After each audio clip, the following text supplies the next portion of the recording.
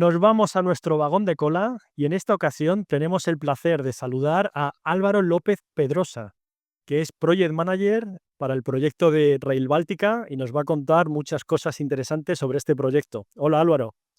Hola, buenas tardes Ángel. Buenas tardes Laura. Hola Álvaro, bienvenido.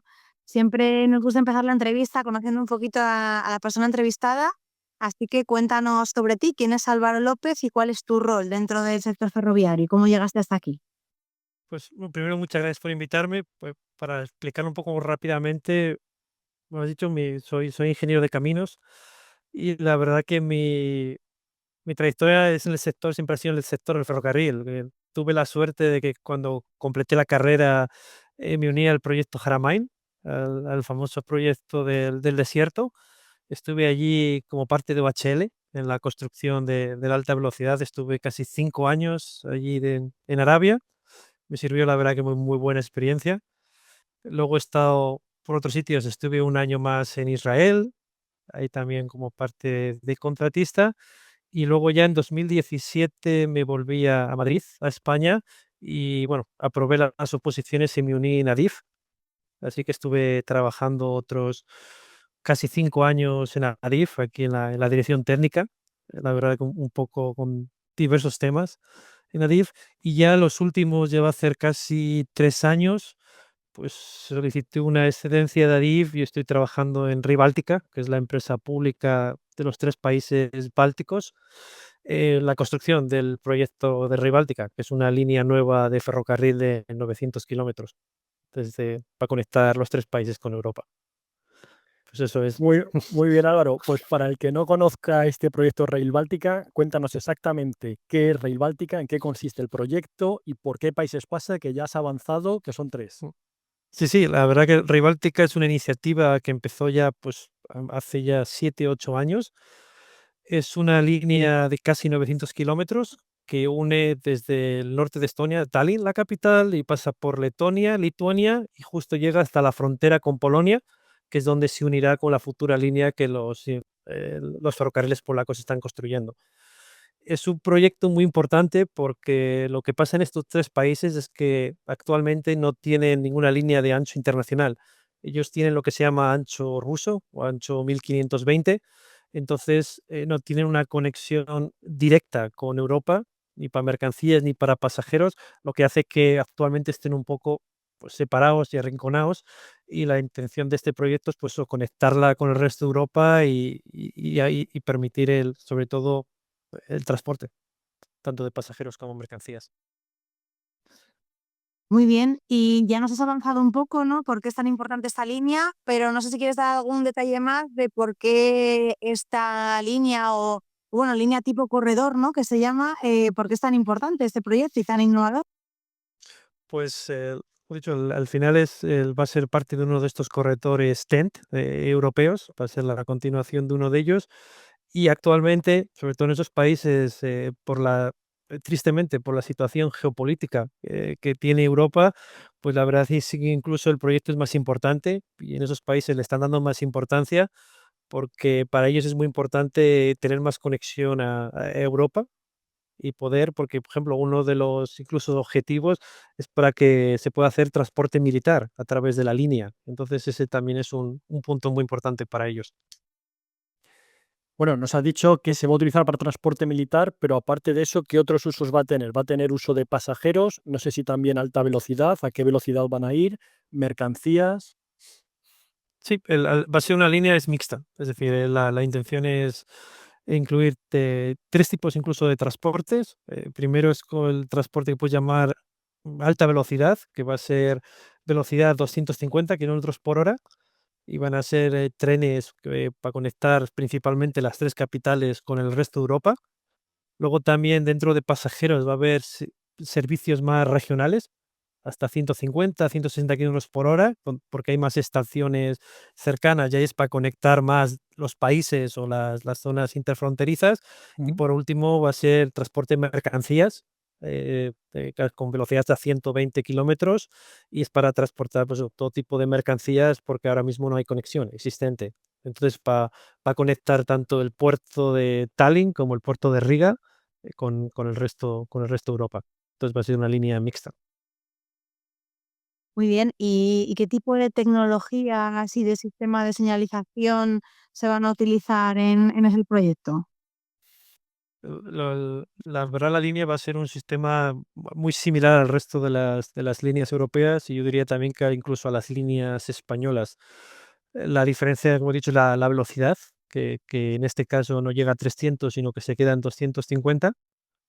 A su vez, también la carga por eje es algo más alta, es 25 toneladas directamente en vez de 22,5 para pensar en el futuro. Y luego el resto de los sistemas es muy similar. Va a ser un sistema de señalización RTMS, un nivel 2, el mismo que se utiliza en el resto de líneas de alta velocidad. Hay alguna novedad, como es un proyecto nuevo, se van a intentar algunas innovaciones. Por ejemplo, en vez del sistema GSMR, se va a utilizar el FRCMS, que es como el nuevo sistema que va a sustituirle, que realmente todavía no está en pruebas todavía, no está realmente implementado, pero ya es la idea de que se implemente. Y luego el sistema de energía va a ser también un sistema de 2x25, de corriente alterna, exactamente el mismo que se utiliza en España en las líneas de alta velocidad. Entonces, por esa parte, tecnológicamente va a ser muy similar al resto de los proyectos europeos. Vale, has hecho alusión al FRMCS y que todavía no está 100% terminada su definición. ¿Qué fechas más o menos se están manejando en este proyecto para su puesta en servicio? Pues el proyecto actualmente ya se encuentra en construcción en los 3 países, con distintos progresos, pero lo que está en construcción ahora mismo es obra civil, terraplenes, estructuras, y todavía queda, por lo tanto, toda la vía, señalización y electrificación. Y también la intención es que se vaya construyendo por fases, es decir, se ha aprobado, al final es un corredor muy amplio, 900 kilómetros de vía doble.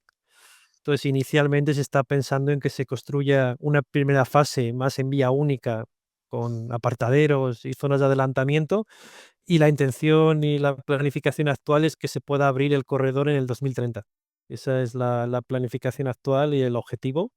Y luego ya en un futuro, ya la siguiente fase, pues se seguiría duplicando un poco como ha pasado en España con las líneas de León, Burgos y Galicia, siguiendo ese mismo plan, pero sí, 2030 es el primer objetivo. Pero Álvaro, cuando hablas de 2030, ¿es la línea completa o una primera fase de toda la línea? No, sería la línea completa con lo que le llaman fase uno, que sería más que nada con línea, con una sola vía. Con una sola vía en la mayoría de los tramos, pero ya sería línea completa, desde Tallinn, desde Estonia hasta Polonia. Y la finalización del proyecto, si va todo en vía doble, ¿para cuándo está planificada? Pues la siguiente fase todavía no hay fechas como tal, porque inicialmente la intención es conectarlo cuanto antes, tener conectividad y poder empezar la operación. Y luego ya la duplicación de diversos tramos, pues en función de cómo vaya la operación y demás, teniendo en cuenta que se va a tener que hacer en operación. Entonces, pues todavía no hay planes, pero bueno, depende de cómo vaya la línea, puede que se empiece en 2040, 2050, pero sobre esa fase 2 todavía como tal se está trabajando. Ujú. Y Álvaro, antes has mencionado como innovación tecnológica el FRMCS. No sé si hay, aparte de esta, otras innovaciones en el ámbito de la ciberseguridad o alguna nueva tecnología dentro del sector ferroviario. Pues en estos temas, oye, yo soy más experto en temas de vía, tal, pero por ejemplo, sí que conozco que en el tema de señalización se va a implementar un protocolo de comunicaciones, se llama ULINX, que es un protocolo abierto de comunicación, de interfaces entre los distintos sistemas, que ya igualmente está empezando a usarse sobre todo en otros países europeos, pues también se ha decidido implementarlo para este proyecto. Y luego también en el tema de energía en subestaciones, sobre todo el tema de las subestaciones, se va a implementar un sistema de es como de frecuencia variable, que para que los transformadores, al absorber la tensión de la red, no carguen sobre los mismos nudos y vayan como variándolos. Es también un sistema que es bastante novedoso y se ha usado en alguna línea particular, en alguna cosa, pero en una línea tan grande como esta, hasta ahora no se ha empleado. Entonces ahí también es otro tema novedoso. Luego, en el tema de la vía, que lo que más llevo va a ser vía en balasto en su totalidad. No, es decir, y en ese aspecto, pues no hay mucha novedad, va a ser más típica. Muy bien, y ya que es un gran proyecto, ¿no? Entiendo que habrá multitud de desafíos que habrá que ir solventando. ¿Tenéis en mente cuáles son los principales retos a llevar a cabo en el proyecto? Pues aparte, uno de los principales retos es que el proyecto como tal y la financiación, los tres países son bastante pequeños en temas de población comparados con otro. Entonces, para la financiación del proyecto, hasta el 85% es financiación europea, es fondos CEF. Entonces, es importante que Europa se involucre y que aporte la financiación necesaria, que eso se está en ello. Y luego yo creo que el mayor problema, como te puedes imaginar, es la coordinación del mismo. Normalmente un proyecto ferroviario tienes lo que se llama un cliente, tienes a una empresa.